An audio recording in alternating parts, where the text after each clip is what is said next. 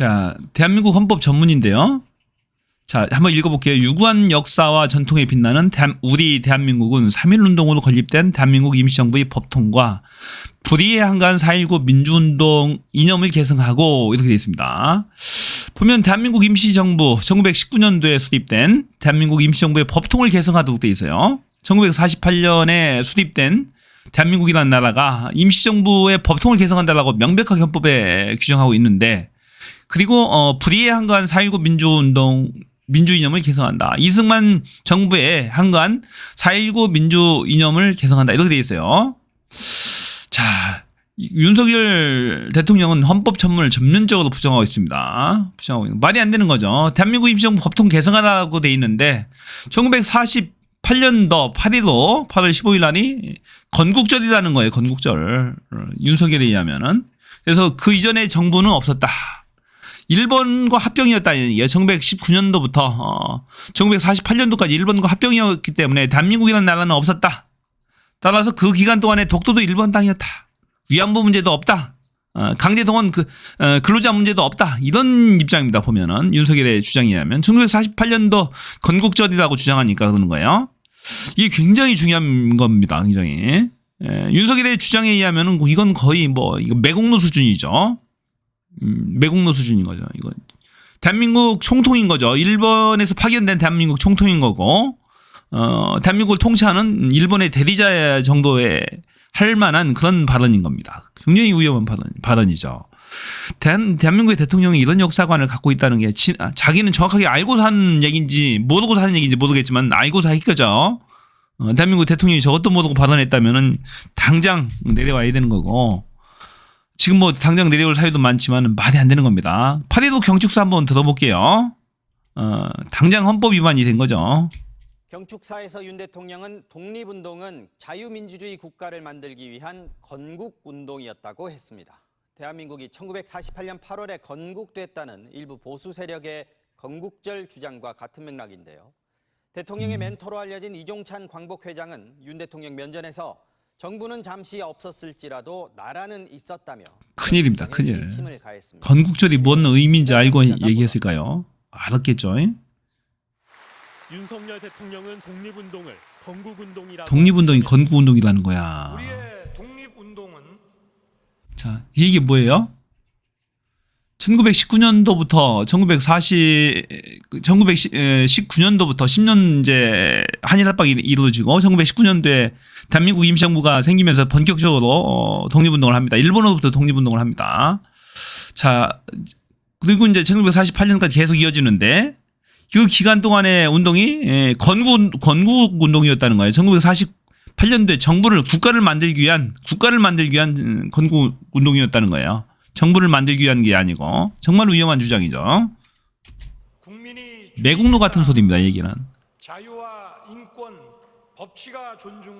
자, 이것도 희한한 얘기야. 우리의 대한 독립운동을 국민이 주인인 나라, 자유, 인권, 법치가 존중되는 나라를 만들기 위한 자유 민주주의 국가를 만들기 위한 건국운동이었다. 그러면서 독립운동은 왕정이나 공산 전체 국가를 목적으로 하지 않았고, 그러면서 희한하게 현재 자신의 입장과 연결시킵니다. 독립운동을 그렇게 폄하해놓고 광복 후엔 자유대한민국을 지켜내는 활동으로 건국 후에 광복 후에는 1948년 후에는 자유대한민국을 지켜내는 활동으로 이어졌다라고 이상한 또 궤변을 들어놓습니다. 자신의 현재 그 극우화된 그런 전체주의적인 그런 사상과 연결시켜가지고 얘기하는 거예요. 강조했습니다. 참 신기하네. 건국운동이라며 애둘러 표현하긴 했지만 1948년 8월 대한민국이 건국됐단 일부 보수 세력의 건국절 주장과 궤를 같이 하는 발언입니다. 반면 윤 대통령에 앞서 단상에 오른 이종찬 광복회장의 발언은 달랐습니다. 흥망은 있어도 정확한 역사의식입니다. 이종찬. 정부는 일시 없어도 나라. 자, 1910년도 한일 합방을 이렇게 이제 보는 거. 일본이 하는 게 한일 합방이죠. 단어조차도. 나라는 없었지만 나라는 있었지만 정부가 없어진 거지. 나라는 있었던 거다. 1919년도에 계속해서 이어진다는 거죠. 있었습니다. 1919년 만들어진 민주공화정 체제의 임시정부를 이어받은 대한민국 정부는 1948년 8월 15일 건국이 아닌 수립됐다는 설명입니다. 수립이다 이렇게 보는 거죠. 수립. 정부 국가는 있었는데 정부가 수립된 거다. 논란에 일침을 가한 셈입니다. 이 회장은 건국절 주장이 일제 강점기를 정당화한다고 비판한 바 있습니다. 그렇게 되면 독도는 우리 땅입니까? 독도는 어디 땅입니까, 그죠? 할머니와 강제징용 문제도 일본 식민단의 문제이지 우리가 관여할 일이 안 되게 됩니다. 대통령의 역사인식에 사실상 문제 제기한 이종찬 회장은 정부가 추진 중인 이승만 기념관도 이것도 괴물 기념관이에요. 괴물 기념관이 될 수 있다며 말이 안 되는 야를 거예요. 세우고 있습니다. MBC 뉴스 자, 그 헌법을 부정하기 때문에 그러죠. 4.19 민주이념을 개성한다고 돼 있잖아요. 부정선거, 이승만 대통령이 부정선거에 한거한 것이 이제 4.19잖아요. 근데 이승만 기념관을 세웁니다. 이 윤석열이라는 자가. 헌법을 전문적으로 부정하기 때문에 안 되는 거예요.